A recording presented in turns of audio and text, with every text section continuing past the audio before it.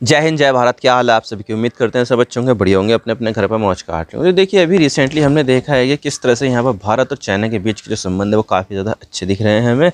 अभी मोदी जी चाइना भी गए थे और जी जिनपिंग से भी मिले थे और काफ़ी सारी चीज़ें की गई थी, क्योंकि उस समय यहाँ पर भारत और अमेरिका के संबंध खराब थे, क्योंकि भारत के ऊपर 50% का टैरिफ लगा दिया था, जिसकी वजह से यहाँ पर भारत जो है वो अमेरिका के साथ थोड़े से संबंध डाउनग्रेड भी कर रहा था। भाई, इतनी ज़रूरी तरीके से यहाँ पर चीज़ें नहीं चल रही थी। शर्म अल शेख में यहाँ पर डोनाल्ड ट्रंप को भी इनविटेशन मिला और इसके अलावा मोदी जी को भी इनविटेशन मिला, लेकिन मोदी जी वहाँ पर गए ही नहीं। और इसके अलावा बहुत सारी दूसरी चीज़ें हैं जिसकी वजह से यहाँ पर ये बताया जा रहा है कि अमेरिका और भारत के जो संबंध है वो थोड़े से यहाँ पर डाउनग्रेड हो गए हैं। आपको तो पता ही है कि डोनाल्ड ट्रंप नया नया यहाँ पर जो है ना खुलासा करते रहते हैं, कभी ये कभी वो, ताकि उनकी ईगो को सेटिस्फाई किए। तो इसी वजह से यहाँ पर भारत ने सोचा कि क्यों ना हम चाइना के साथ संबंध को अच्छा करें। चाइना हमारा पड़ोसी भी देश है और इसके अलावा यहाँ पर चाइना के साथ हमारे कारोबारी ताल्लुक जो है ना वो काफ़ी ज़्यादा है। हम यहाँ पर चाइना से बहुत सारा सामान इंपोर्ट भी करते हैं, उसको एक्सपोर्ट भी करते हैं। तो क्यों ना हम यहाँ पर चाइना के साथ अपने जो संबंध है वो मजबूत करें। तो भारत ने यहाँ पर चाइना के साथ संबंध मजबूत करने शुरू कर दिए और कई सारे जो चीज़ें थी वो चलनी शुरू हो गई। इनफैक्ट यहाँ पर एक रूमर्स तो ऐसा भी आया था कि टिकटॉक वापस कर सकता है, लेकिन सरकार ने इस चीज़ को क्लियरिफाई कर दिया है कि टिकटॉक अभी वापस नहीं आएगा।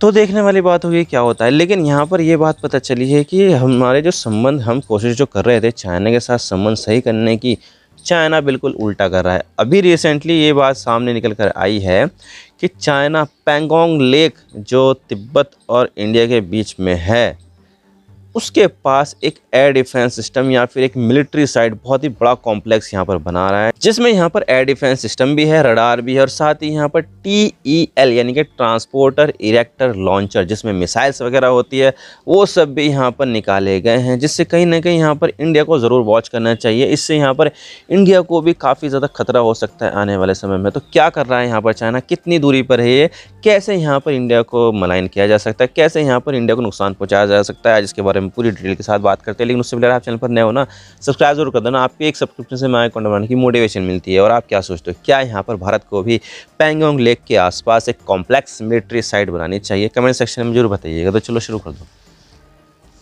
तो देखिए, चाइना के साथ हम यहाँ पर कितनी यारी दोस्ती करने की कोशिश करें, लेकिन चाइना जो है वो हमेशा से ही पीठ में छुरा घोंपने वाला काम करता है। और अभी रिसेंटली यहाँ पर चाइना यही कर रहा है।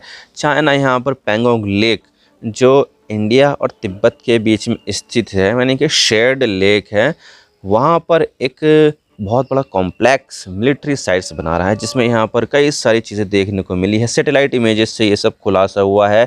इंडिया और अमेरिका दोनों ने मिलकर यहाँ पर जो है इंटेलिजेंस से इस तरह की चीज़ें देखी है, सैटेलाइट के ज़रिए यहाँ पर चीज़ें देखी है। चाइना यहाँ पर कमांड एंड कंट्रोल सेंटर बना रहा है, रडार सेक्शन बना रहा है, म्यूनिशन यहाँ पर बहुत सारा रख रहा है, उसके जो स्टोरेज है वो बना रहा है। साथ ही यहाँ पर उनका जो एक एयर डिफेंस सिस्टम है, इसका नाम है HQ-9, वो भी यहाँ पर देखने को मिला। और इसी के साथ ही यहाँ पर जो है TEL यानी कि ट्रांसपोर्टर इरेक्टर लॉन्चर, जहाँ से कई सारी मिसाइलों को छोड़ा जा सकता है, वो भी यहाँ पर देखने को मिला है। रडार सेक्शन भी देखने को मिला है। यानी कि देखा जाए तो ओवरऑल ये कंप्लीट एक मिलिट्री साइट है, कॉम्प्लेक्स मिलिट्री साइट है। और यहाँ पर काफ़ी सारी चीज़ें हमें देखने को मिल रही है। और ये सिर्फ कितनी दूर है भाई, यहाँ पर ये जो देखने को मिला है वो देखने को मिला है लगभग 110 किलोमीटर दूर, उस जगह से जहां पर गलवान में चाइना और इंडिया के बीच में क्लैश हुई थी। आपको तो पता ही है कि कोविड के दौरान यहां पर 2020 में गलवान वैली में क्लैशेस देखने को मिली थी और वहां पर भारत के कई सारे जो सैनिक थे उनकी यहां पर मौत हो गई थी, वो शहीद हो गए थे। और इसी के साथ ही यहाँ पर भारत ने भी चाइना का नुकसान किया था। भाई, जितने भारत के सैनिक शहीद हुए थे उससे ज़्यादा यहाँ पर, उससे डबल मान के चलिए कि चाइना के सैनिक भी यहाँ पर मारे गए थे। तो देखा जाए तो यहाँ पर एक काफ़ी ज़्यादा बड़ी क्लैश थी। उसके बाद यहाँ पर हमें काफ़ी लंबे समय तक चाइना और भारत के बीच में स्टैंड ऑफ देखने को मिला था। तो ये जो मिलिट्री कॉम्प्लेक्स चाइना के ज़रिए बनाया जा रहा है वो उस जगह से जहाँ पर वो एक इंसिडेंट हुआ था गलवान वैली में, उससे सिर्फ और सिर्फ 110 किलोमीटर ईस्ट की साइड में है। यानी कि यहाँ पर ये जो है ना एक चाइना के साइड में ही है, लेकिन यहाँ पर एक बहुत ही बड़ा मिलिट्री साइट बन रहा है। इतना बड़ा यहाँ पर इंडिया के साइड में नहीं है। तो क्लियरली देखा जाए तो यहाँ पर जो चाइना है वो अपने आप को भारत के बॉर्डर के पास काफ़ी ज़्यादा जो है ना मजबूत कर रहा है। वहाँ पर काफ़ी ज़्यादा चीज़ें जो है ना बनाई जा रही है, ताकि यहाँ पर जब भी कभी भारत के साथ जो है कुछ मसला बिगड़े, बॉर्डर पर क्लैशेस हो, तो तब यहाँ पर चाइना की जो मिलिट्री यूनिट है वो तैयार रहे और भारत के ऊपर अटैक करने के लिए। तो देखा जाए तो यहाँ पर जो चाइना है वो सब भारत को ध्यान में रखते हुए करा है। लेकिन रिसेंटली यहाँ पर भारत और चाइना के बीच में संबंधों में जो है ना काफ़ी ज़्यादा नरमी देखी गई थी। भारत की तरफ से नरेंद्र मोदी साहब यहाँ पर गए थे SCO की मीटिंग को अटेंड करने के लिए और वहाँ पर शी जिनपिंग से भी मिले थे। तब यहाँ पर पता नहीं किस तरह की बात हुई है कि अब यहाँ पर चाइना भारत की तरफ एक मिलिट्री कॉम्प्लेक्स बना रहा है। भाई यहाँ पर जो है वो तो कम होना चाहिए था ना, चीज़ें जो है ना ठीक ठाक होनी चाहिए थी, दोनों देशों के बीच में यहाँ पर नॉर्मल होना चाहिए था। लेकिन यहाँ पर चाइना इस चीज़ से बाज नहीं आ रहा है। चाइना फिर भी यहाँ पर आगे बढ़ रहा है अपनी मिलिट्री एम्बिशन से। अब देखिए यहाँ पर जो चाइना है वो कंस्ट्रक्शन के मामले में काफ़ी ज़्यादा आगे है। कभी कभी तो यहाँ पर जो है ना वो 2 दिन में एक बहुत ही बड़ा एक अस्पताल बना देता है, कभी कभी यहाँ पर एक बड़ी बिल्डिंग बना देता है काफ़ी कम समय में, कभी कभी रोड बना देता है काफ़ी कम समय में। यानी कि यहाँ पर कंस्ट्रक्शन के मामले में चाइना के पास काफ़ी ज़्यादा एक्सपर्टीज़ है। उसके पास काफ़ी सारी चीज़ें जो है ना पहले से तैयार रहती है, बस वो यहाँ पर जाता है, उनको यहाँ पर एक साथ यहाँ पर इकट्ठा करता है, असेंबल करता है और एक बिल्डिंग बना देता है। लेकिन यहाँ पर जो मिलिट्री कॉम्प्लेक्स है उसको बनाना थोड़ा सा कॉम्प्लेक्स होता है। यहाँ पर काफ़ी सारा चीज़ें करनी पड़ती है और साइलोज़ बनाने पड़ते हैं और काफ़ी ज़्यादा जियो बैरक्स है, रडार है, सेक्शन, ये सब बनाना पड़ता है, तो उसमें यहाँ पर समय लगता है। लेकिन चाइना की इतनी ज़्यादा एक्सपर्टीज़ है कंस्ट्रक्शन के मामले में, वो यहाँ पर बहुत ही जल्दी यहाँ पर ऐसा कर लेता है। इसी चीज़ को लेकर यहाँ पर कई सारे जो मिलिट्री यूनिट्स है वो यहाँ पर हमें देखने को मिले थे। भाई यहाँ पर हमें 1-2 साल पहले तो बिल्कुल भी नहीं दिखाई देता था कि यहाँ पर चाइना क्या करे, लेकिन अब यहाँ पर जिस तरह की चीज़ें देखने को मिल रही है वो सही में यहाँ पर काफ़ी ज़्यादा जो है ना चौंकाने वाली बात है। और भारत के लिए यहाँ पर चिंता की बात है कि चाइना यहाँ पर बहुत तेज़ी के साथ कंस्ट्रक्शन कर सकता है और बहुत ही ज़्यादा तेज़ी के साथ यहाँ पर अपने आप को डिप्लॉय कर सकता है अलॉन्ग विद द LAC यानी कि लाइन ऑफ एक्चुअल कंट्रोल, जहाँ पर इंडिया और चाइना एक्चुअली में एक दूसरे से अलग होते हैं। भाई अक्साई चीन को यहाँ पर भारत का हिस्सा है वो, लेकिन यहाँ पर वो कंट्रोल में तो चाइना के है, तो उसी के बीच में से यहाँ पर LAC जाती है, जो यहाँ पर चाइना और पाकिस्तान, जो चाइना और भारत के जो सैनिक है वो एक दूसरे से उस LAC से अलग रहते हैं। तो क्लियरली देखा जाए तो यहाँ पर चीज़ें जो है वो यहाँ पर काफ़ी ज़्यादा कॉम्प्लेक्स है। और यहाँ पर एक तरफ तो हम यहाँ पर कोशिश कर रहे हैं कि चाइना के साथ संबंध मजबूत हो, चाइना के साथ हम यहाँ पर व्यापार अच्छा करें, चाइना के साथ यहाँ पर चीज़ें अच्छी हो, वीज़ा में रिस्ट्रिक्शन जो लगी हुई है वो ना रहे, हम यहाँ पर चाइना जा सके, चाइना वाले हमारे यहाँ आ सके और इसी के साथ ही यहाँ पर हम व्यापार कर सके। हमारी जो फार्मास्यूटिकल इंडस्ट्री है वो पूरी तरह से चाइना के ऊपर डिपेंड करती है। भाई भारत को यहाँ पर जो है ना दवाखाना कहा जाता है कि सबसे ज़्यादा जो दवाइयाँ बनती है वो भारत में बनती है, लेकिन उसका जो सबसे मेन इंग्रेडिएंट होता है यानी कि API यानी कि एक्टिव फार्मास्यूटिकल इंग्रेडिएंट, वो सारा का सारा चाइना से आता है। तो चाइना के ऊपर हमारी डिपेंडेंसी है और हम यहाँ पर चाइना से सामान खरीदते हैं।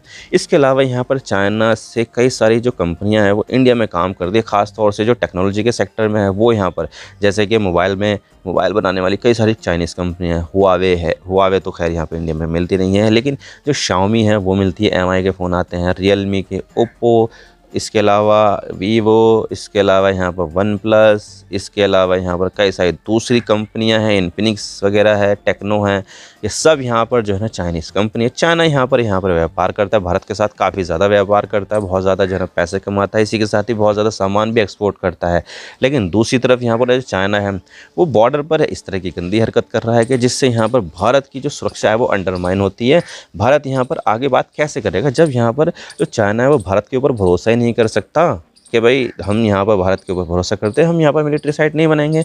लेकिन फिर भी यहाँ पर भारत के ऊपर भरोसा नहीं है और यहाँ पर इतने सारे मिलिट्री यूनिट बना रखे हैं कि कभी भी अगर यहाँ पर कोई सा मुद्दा हो तो तब यहाँ पर भारत के ऊपर अटैक किया जा सके। तो ये चीज़ यहाँ पर भारत को काफ़ी ज़्यादा जो है ना गंभीरता से लेनी चाहिए।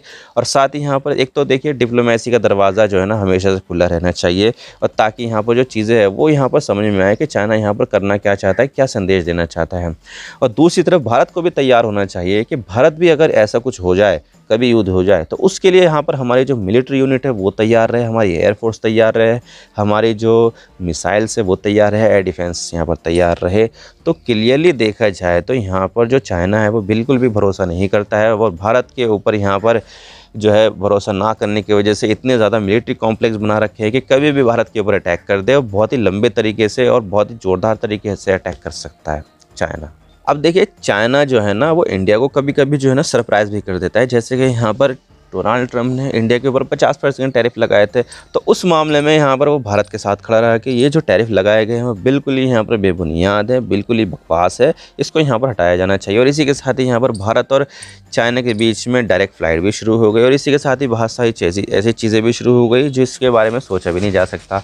तो देखिए रिसेंटली यहाँ पर गलवान वैली के क्लैश के बाद भारत और चाइना के संबंध सुधरे हैं, लेकिन यहाँ पर वो इस तरीके से नहीं सुधर पाए हैं जिससे यहाँ पर जो है ना हम बर्ताव अच्छे तरीके से करें। अभी भी यहाँ पर चाइनीज़ ऐप्स बैन है, यूसी ब्राउज़र हो या फिर जो है ना अली बाबा हो या फिर टिकटॉक हो, बहुत सारी जो चीज़ें हैं वो बैन है, जिसका इंडिया में आगमन मुझे तो नहीं लगता होगा। तो क्लियरली देखा जाए तो अभी यहाँ पर चाइना भारत के ऊपर भरोसा नहीं कर सकता है और भारत को भी यहाँ पर चाइना के ऊपर बिल्कुल भी भरोसा नहीं करना चाहिए। जिस तरह से यहाँ पर उसने मिलिट्री साइड बनाई है उसको देखकर लगता है कि भारत को कतई भी यहाँ पर चाइना के ऊपर भरोसा नहीं करना चाहिए और जितने भी यहाँ पर चाइनीज़ कंपनियाँ इंडिया में काम करती हैं उसको स्क्रूटनी करनी चाहिए, उनको यहाँ पर चीज़ें देखनी चाहिए कहीं यहाँ पर हमारा पैसा हमारे खिलाफ तो इस्तेमाल नहीं हो रहा है, हमारा पैसा यहाँ पर विदेशों में तो नहीं जा रहा है, टैक्स की चोरी तो नहीं हो रही है।